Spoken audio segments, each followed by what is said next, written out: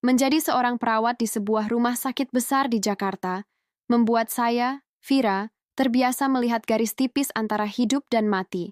Setiap doa yang terucap, setiap napas yang terhenti, semua adalah bagian dari rutinitas harian. Namun, tak ada yang bisa mempersiapkan saya untuk malam itu. Malam di mana saya mempertanyakan kewarasan saya sendiri. Semuanya dimulai saat shift malam yang terasa begitu panjang. Saya sedang memeriksa catatan pasien ketika dari sudut mata, saya melihat sosok perempuan berambut panjang berdiri di ujung lorong. Kulitnya pucat pasi, tatapannya kosong. Saya mencoba bertanya, tapi dia hanya diam. Anehnya, saat saya bertanya pada Ira, rekan perawat saya, dia bilang tidak melihat siapa-siapa. Saya pikir mungkin hanya kelelahan, tapi penampakan itu terus berulang.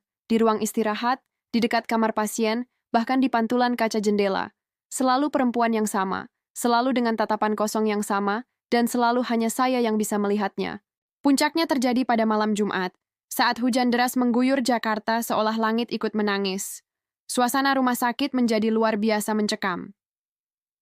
Sekitar pukul 2 dini hari, saat saya sedang berjalan sendirian di lorong yang menghubungkan bangsal kami dengan unit gawat darurat, bulu kuduk saya tiba-tiba meremang. Lorong ini memang terkenal angker, apalagi letaknya bersebelahan dengan ruang jenazah. Tiba-tiba, lampu lorong berkedip-kedip hebat sebelum akhirnya mati total, menyisakan kegelapan pekat. Dalam kegelapan itu, saya mendengar suara langkah kaki basah yang mendekat. Dan kemudian, dengan suara derit yang memilukan, pintu ruang jenazah di ujung lorong terbuka perlahan dengan sendirinya. Jantung saya serasa berhenti berdetak. Dari dalam kegelapan ruangan itu, saya bisa merasakan ada yang memperhatikan. Sosok perempuan pucat itu kini berdiri tepat di ambang pintu, menatap lurus ke arah saya. Saya membeku, tak bisa bergerak, tak bisa berteriak. Yang bisa saya lakukan hanyalah berdoa dalam hati, berharap semua ini hanyalah mimpi buruk. Hingga hari ini, setiap kali saya harus melewati lorong itu, rasa dingin yang sama masih menjalar di tulang punggung saya.